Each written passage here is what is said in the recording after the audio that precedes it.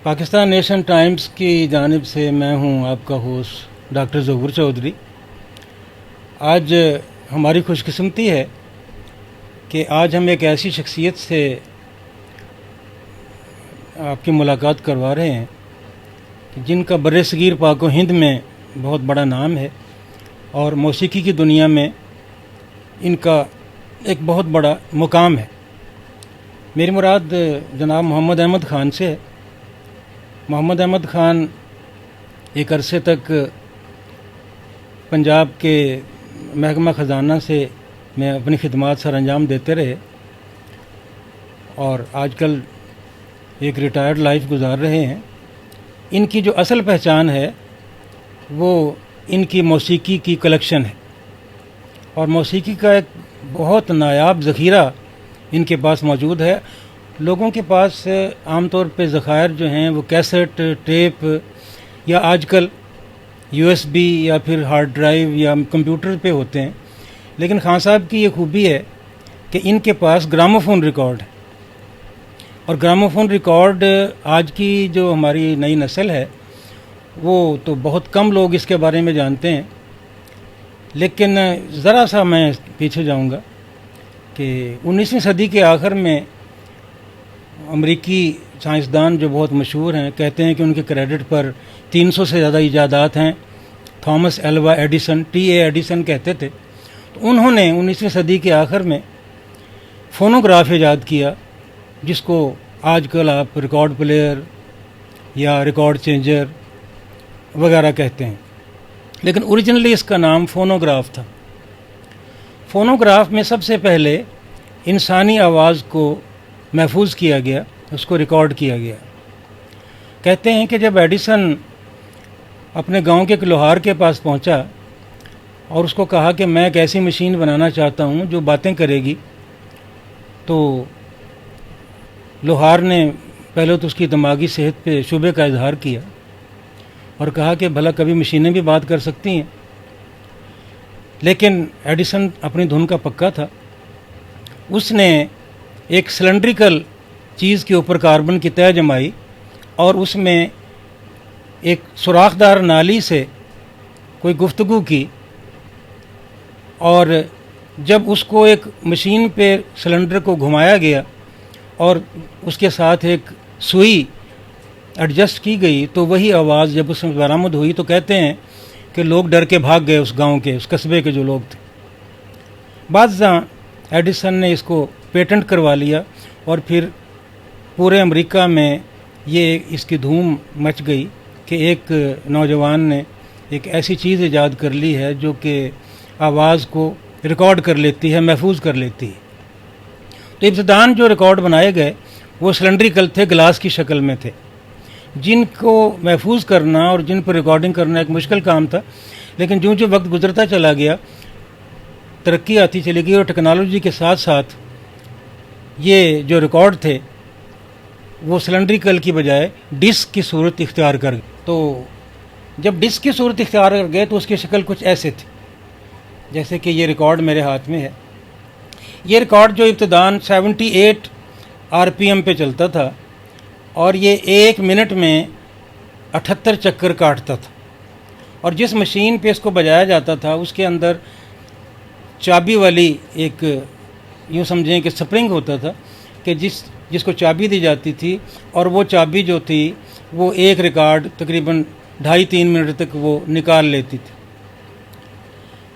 और फिर एक जो सुई जो होती थी वो एक हालो किस्म के पाइप में से गुजार के लोहे के एक बड़े भोंपू में से गुजरती थी, तो वही आवाज़ उसमें से बरामद होती थी। ये तो इसकी तारीफ़ थी।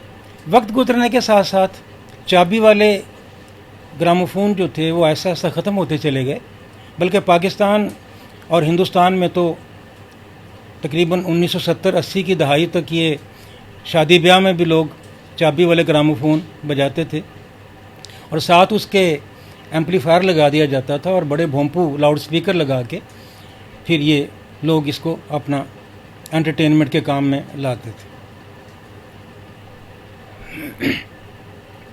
जब बिजली आम हो गई तो उसके बाद चाबी वाले ग्रामोफोन आहिस्ता आहिस्ता ख़त्म होते चले गए और उनकी जगह बिजली से या बैटरी से चलने वाले रिकॉर्ड प्लेयर्स ने ले ली। फिर रेडियोग्राम आए, ऑटोमेटिक चेंजर आ गए, रिकॉर्ड प्लेयर आए, और इस तरह फिर टेप रिकॉर्डर के आने से पहले ये ग्रामोफोन रिकॉर्ड जो था ये अपनी सुपरमेसी इसने कायम रखी। कैसेट की आमद ख़ुसूसन हिंदुस्तान और पाकिस्तान में 70 की दहाई में शुरू हुई और उसके बाद रिकॉर्ड आहिस्ता आहिस्ता मादूम होते चले गए और ग्रामोफोन कंपनियों ने भी रिकॉर्ड बनाने बंद कर दिए। जिन कंपनियों ने रेडियोग्राम और रिकॉर्ड प्लेयर बनाए उनमें जर्मन बहुत आगे थे, उनमें ग्रंडिंग, टेलीफनकन, ब्लू पैंक, नॉरमैंडी, और उसके बाद जापानी इस फील्ड में आए तो फिर नेशनल और फिलिप्स ने इसमें बहुत नाम कमाया और उनकी मशीनें जो थीं वो लोगों को अब तक याद हैं, अपनी क्वालिटी के लिहाज से और अपनी आवाज़ के लिहाज से। मोहम्मद अहमद ख़ान साहब और इसके अलावा और भी बहुत से लोग हिंदुस्तान और पाकिस्तान में ये ग्रामोफोन रिकॉर्ड जमा करते चले आए हैं। ग्रामोफोन रिकॉर्ड की असल वक़्त उस वक्त शुरू हुई जब पहली बोलती फ़िल्म 1931 में आलम आरा रिलीज़ हुई और उसके बाद हर फिल्म में गानों का जो शामिल होना था वो ज़रूरी करार पाया। जैसे जैसे फिल्म ने तरक्की की उस लिहाज से ग्रामोफोन रिकॉर्ड की वैल्यू बढ़ती चली गई। फ़िल्म के रिलीज़ होने से पहले ही उसके गाने रिकॉर्ड कर लिए जाते थे और फिर उनको मार्केट किया जाता था और लोग जब इन गानों को सुनते थे तो उससे मुतासर होके फिर लोग जौक दर जौक उस फिल्म को देखने जाते थे, जिसकी बिना पर वो फिल्म की कामयाबी या नाकामी का दौर मदार ज़्यादातर गानों पे होता था। तो मैं बात कर रहा था वो लोग जो इस ग्रामोफोन रिकॉर्ड की कलेक्शन करते थे। तो जब तक 1980 की दहाई तक ये रिकॉर्ड बनते रहे, पहले ये 78 की स्पीड पे बनते थे, फिर कंपनी ने इसको छोटे रिकॉर्ड में ट्रांसफ़र कर दिया जिसको वैनल कहते हैं, फिर ये लॉन्ग प्ले कहलाया जिसमें गाने ज़्यादा होते थे। ये जो रिकॉर्ड मेरे हाथ में है इसमें सिर्फ 2 गाने होते थे, एक अलट और एक दूसरा पलट। तो इसमें टाइम लिमिटेशन थी, ये सिर्फ 2.5 से 3 मिनट का रिकॉर्ड होता था। लेकिन वक्त गुजरने के साथ साथ लॉन्ग प्ले और एक्सटेंडेड प्ले आ गए जिनको ईपी और एलपी कहते थे, इनमें टाइम ड्यूरेशन बढ़ता चला गया। तो लेकिन 1980 की दहाई के बाद भारत और पाकिस्तान में ये ग्रामोफोन रिकॉर्डों की प्रोडक्शन बंद हो गई, इसलिए कि कैसेट का ज़माना आ चुका था और कैसेट ने आकर रिकॉर्ड की सुपरमेसी को ख़त्म कर दिया। आज भी पाकिस्तान में कई ऐसे लोग मौजूद हैं जिनके पास तकरीबन 1930 से लेके और 1980 तक के 50 साल के अरसे की रिकॉर्डिंग और कलेक्शन मौजूद है। मोहम्मद अहमद ख़ान साहब इसी कबीले के एक बहुत सुर्खेल हैं और इनके पास नायाब रिकॉर्डों का एक बहुत बड़ा ज़ख़ीरा है। ये तकरीबन 25 मरतबा इन्होंने भारत का सफ़र इख्तियार किया और वहाँ पर जाकर इन्होंने बड़े बड़े शहरों में दिल्ली, बॉम्बे, कलकत्ता और वहाँ से ये रिकॉर्ड जमा किए और बड़ी मेहनत शाका के बाद ये उनको रिकॉर्डों को ये पाकिस्तान लेके आए। तो आज हम इन्हीं मोहम्मद अहमद ख़ान से गुफ्तगू का आगाज़ करते हैं। जी खान साहब, अस्सलाम वालेकुम। ये बताइए कि आपने ग्रामोफोन कलेक्शन का ज़माना क्या है आपका, कब से शुरू किया आपने? रेडियो सलोन मैं बचपन से सुनता था। जब मैं बड़ा हुआ तो उसमें गाने जो थे ना रेडियो सलोन में बड़े नायाब लगते थे। तो फिर मुझे शौक़ हुआ कि ये ग्रामोफोन रिकॉर्ड की कलेक्शन की जाए। तो पाकिस्तान में तो वो रिकॉर्ड ना बनते थे ना मिलते थे। तो फिर मैंने इंडिया का रुख किया। तो मैं इंडिया का जब रुख किया तो फिर मैंने काफ़ी दफ़ा इंडिया गया और रिकॉर्ड हर फेरे में मैं लाता था, नायाब रिकॉर्ड कलेक्ट करके लाता था रिकॉर्ड। तो इस तरह मैंने कलेक्शन की रिकॉर्डों की। काफ़ी 2-2.5-3 हज़ार रिकॉर्ड है मेरे पास नायाब। अच्छा, तो ये बताइए कि पाकिस्तान में इस वक्त किन किन इलाकों में ऐसे लोग मौजूद हैं जिनके पास ये मौसीकी के ज़ख़ीरे मौजूद हैं? आप तो जानते हैं सबको। पाकिस्तान के अंदर तो कराची में एक मुश्ताक अब्दुल्ला साहब होते थे और एक अब्दुल सत्तार मेमन होते थे। अब्दुल सत्तार ख़ास खेली भी हैं आजकल और लाहौर के अंदर प्रोफेसर डॉक्टर ज़हूर साहब, फयाज साहब और बशारत खान साहब एक हैं, बहुत पुराने और शौकीन हैं, उनके पास भी कलेक्शन है। अच्छा, बलूचिस्तान में बहुत चर्चा है कि वहाँ पर बहुत से लोग ऐसे मौजूद हैं कि जो डाई हार्ड किस्म के कलेक्टर हैं, वो बहुत ज़बरदस्त उनके पास कलेक्शन मौजूद हैं। तो कौन ऐसे लोग हैं, उनका ज़रा नाम लीजिएगा।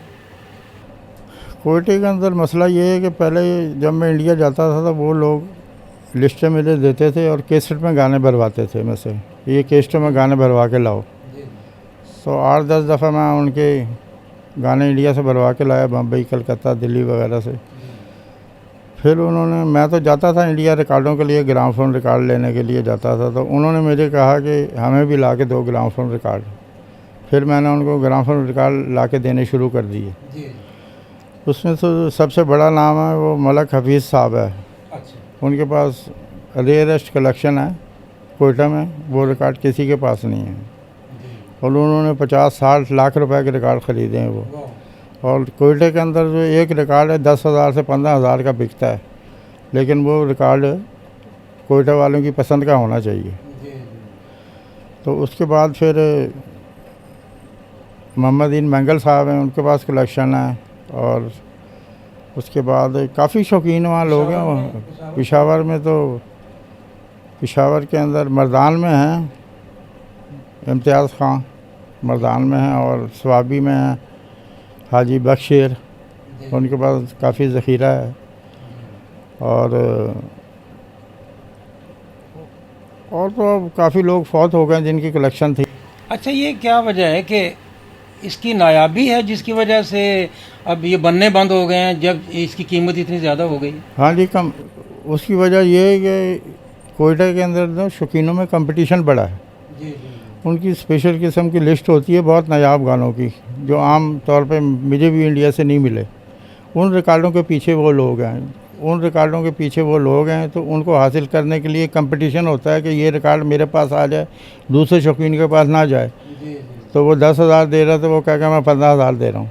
एक रिकॉर्ड का ग्रामोफोन की मैं बात कर रहा हूँ, ये कीमत है। जी जी बिल्कुल। इसलिए लाखों रुपए के कलेक्शन रिकॉर्ड है कोयटा में, कंपटीशन होता है, महफिलें भी करते हैं। अच्छा, कई लोग ये कहते हैं जी कि जब जदीद टेक्नोलॉजी आ गई है, अब कंप्यूटर में, यूएसबी में, और उसमें बहुत गाने सीडी वगैरह में हैं, तो फिर इनको जमा करने की क्या ज़रूरत है, लोग ये कहते हैं। इसके अंदर सर जी बात ये है कि इसका जो साउंड है, इसके जो इंस्ट्रूमेंट हैं, जो कि म्यूज़िक है, वो बड़ा लाजवाब है। यानी कि आज के लेटेस्ट म्यूज़िक में वो रिदम और वो प्यार मोहब्बत नहीं है। अच्छा, तो इसकी जो स्पेयर पार्ट्स हैं, मिसाल के तौर पे जिस सुई से ये चलता है, तो वो क्या मिल जाती हैं आजकल? नहीं, कुछ नहीं मिलते, ना इसके स्पेयर पार्ट मिलते हैं, ना इसके रिपेयर करने वाले मैकेनिक मिलते हैं, कुछ नहीं मिलते। तो मैंने तो ज़ख़ीरा किया हुआ स्पेयर पार्ट का। जी। तो मेरे पास तो अवेलेबल हैं, कार्टिज भी, लीडर्स भी, वाल भी, ट्यूबें वगैरह। तो आपके ख्याल में इन रिकॉर्डों का मुस्तकबिल क्या है, जबकि ये इनकी टेक्नोलॉजी, इनके स्पेयर पार्ट्स नहीं मिलते और ये रिकॉर्ड बनते भी नहीं हैं?